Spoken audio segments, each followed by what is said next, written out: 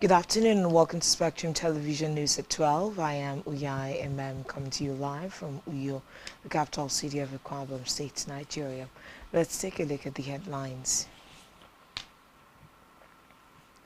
Nigerian Governors Forum appoints Shitu as Director General. Customs call on border communities to provide credible intelligence on smuggling. Plus France summons United States envoy over anti-Semitism claims. Details of these stories are coming up shortly. Stay with us.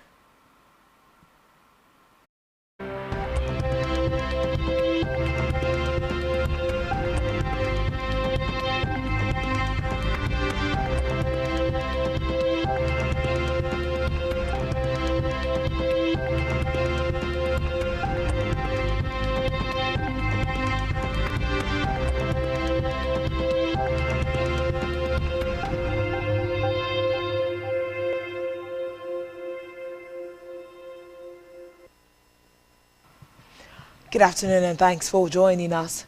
We begin this afternoon from the national scene where President Bola Tinubu has arrived in Brasilia, Brazil to commence a state visit. Presidential spokesman Bayo Nanuga has said the Nigerian president landed at the Brasilia International Airport today at 12:30 a.m. Tinubu, who flew in from Los Angeles, United States, was received by senior Brazilian government officials at the Brasilia Air Base. Onanuga said Brazilian officials who welcomed Tinubu included Ambassador Carlos Sergio, Secretary for Africa and the Middle East, and Ambassador of Brazil to Nigeria, Carlos Gesset.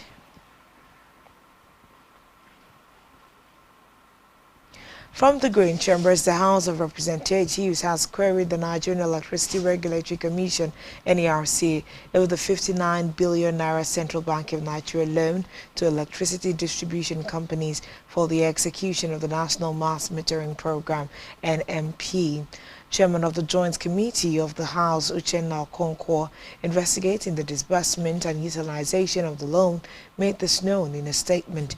The committee also faulted Mary Stem Wealth Management Limited and NESI SSL for approving a firm to receive 0.5% of annual collections from electricity distribution companies until 2030. The committee vowed to invoke relevant constitutional provisions against anyone found obstructing the investigation. Away from that, the Nigerian Governors Forum, I beg your pardon, NGF, has appointed Dr. Abdulateef Shitu as its Director General in a set of new appointments designed to reform its secretariat and align operations with international best practices. The appointments were announced in a statement issued by Yunusa Abdullahi, who was also appointed as Director of Media and Strategic Communications of the NGF. Abdullahi said the appointment followed a comprehensive review of Deloitte, engaged by re-engineer NGF processes and reinforce its mandate as a subnational policy hub. He stressed that the changes were not merely administrative, but marked a deliberate shift towards a more agile and results-driven institution. Other appointments include Edmond Naji, a legal practitioner with vast corporate law experience, as Executive Director, Finance and Administration. In another development, the Minister of Interior, Olubunmi Tunji-Ojo, has called on Rotary Club International and other humanitarian groups to assist in rehabilitating and reintegrating ex-inmates across correctional centers in Nigeria into the society. This is also in recognition of the Minister's commendation of the Rotary Club International for its consistent support to Nigeria's correctional centers, particularly in the areas of education, vocational training, and prison decongestion. The minister stated this at the Rotary Club of Abuja Lugbe FHA Estates 10th anniversary and investiture club project flag off in Abuja. The minister, represented by Amos Akemule, expressed gratitude to the Rotary Club for its contributions during an event celebrating the club's 10th anniversary. He pointed out that President Bola Tinubu has ordered prison decongestion and criminal justice reforms, which align with the efforts of humanitarian partners like Rotary.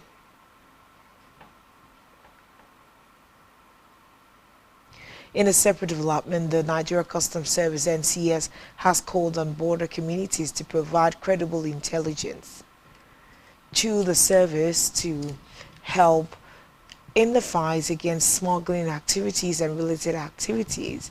Godwin Otunla, Area Controller, Ogun 1 Area Command, made the call in an interview with newsmen in Idiroko, Ogun State. Otunla said that the call had become imperative because the fighting against smuggling remained a collective responsibility. According to him, the Ogun 1 Area Command will continue to build on collaboration, intelligence sharing, and innovation against smugglers. The area controller applauded the support and cooperation of the sister agencies in the area in the fight against smuggling activities. Back here on the home front, in a landmark homecoming event and empowerment drive, Kwara State Governor Pastor Moana has disbursed business grants totaling 361 million naira to 844 beneficiaries across Etinan Federal Constituency, comprising Etinan, Nsedibom, and Nserubium local government areas. The disbursement took place during the Etinan, Nserubium, Nsedibom Federal Constituency Town Square meeting at the Ikore Secretariat in Serubium. The event marked the grand finale of the Governor's Town Square meetings across the 10 federal constituencies of Akwa Ibom State, which commenced in March with Abak Federal Constituency. Speaking during the event, Governor while expressing gratitude for the unwavering love and support from his people, reaffirmed his determination to deliver fully on the Arise agenda. He announced fresh development directives, including the dualization of the Afarafiong Itreto Road to be expedited by the Ministry of Works and the construction of a new police station at Ikore headquarters of Nserubium, to be undertaken by the Interministerial Direct Labour Coordinating Committee. On his policy of establishing youth-friendly centers in all local government areas, the governor urged local council chairmen to each avail him of 1,000 square meters of land for the project, and also have on the essence of encouraging youths in computer training. Also speaking, stakeholders of the federal constituency through their political leader, Senator Effiong Bob, held that Governor Eno's performance had endeared him to the people of the entire state. On his part, the Okuibomi Bibio and President General of the Supreme Council of Traditional Rulers, His Eminence Ntenyin Sangamanetok, acknowledged that God has used the governor to accomplish much for the state. He said the huge crowd was a true reflection of the love and confidence of his people in him. Also speaking, the chairman of Nserubium local government area, Alfred Charles, on behalf of the 3 chairmen in the constituency, hailed the governor as the pride of the Etinan Federal Constituency, assuring that the constituency would stand solidly behind him all the way. Earlier, the secretary to the state government, Enobongwa, had described the governor as a compassionate and inclusive leader, as well as the best performing governor in Nigeria, who in just 2 years has earned the love of his people. Government House correspondent Jane Wa reports that the high point of the event was the symbolic presentation of the checks to some of the beneficiaries. Moving down to Africa, where South Africa's government has vowed it will not let the U.S. withdrawal of about $427 million in support collapse its HIV program, the largest in the world. Reports say South Africa has more people living with HIV than any other country in the world. According to the reports, when U.S. President Donald Trump slashed America's foreign aid budget, the impact was immediate as free clinics closed their doors, leaving patients without medication. Still in Africa, Libyans in 7 municipalities in the country's northwestern region have finally been allowed to vote on Saturday. There are Zawiya Markaz, Zawiya Wasat, Zawiya Gab, and Zawiya Kamal, Sabrata, Semain, and Berginam. Recall that polls were Recall, I beg your pardon, that polls there were delayed for a week due to security concerns following an attack on an electoral commission facility in one of the areas. A first phase of voting was held for 58 municipalities last November, while the second session covered 26 municipalities earlier this month. Although not all municipalities were able to vote, the polls are seen as a crucial step in revitalizing local governance. On the foreign scene, France says it will summon the U.S. ambassador to Peru, Charles Kushner, over what it says are unacceptable allegations of failing to tackle a surge in anti-Semitism. Kushner, who is Jewish and whose son is married to U.S. President Donald Trump's daughter, Ivanka, made the comments in an open letter to French President Emmanuel Macron, echoing Israel's criticism of France days earlier. Kushner said there had been an explosion of hatred towards Jews in France since the war in Gaza began. In his letter, the ambassador called on Macron to tone down his criticism of Israel and outlined examples of anti-Semitism which he said had long scarred French life. Still on the foreign scene, U.S. President Donald Trump has threatened to deploy troops to Baltimore, escalating a clash with Maryland Governor Wes Moore after the Democrats invited him to join a safety walk in the city. Trump wrote on his social media handle that if Wes Moore needs help, like Gavin Newsom did in LA, he will send in troops, which is being done in nearby DC, and quickly clean up the crime. The comments mark the latest flashpoint in the president's effort to deploy National Guard troops to Democratic-led cities as part of what he calls a crackdown on crime. Still to come in the news. Arsenal received fresh injury boost ahead of Liverpool clash. Stay tuned for details of this and more in a moment.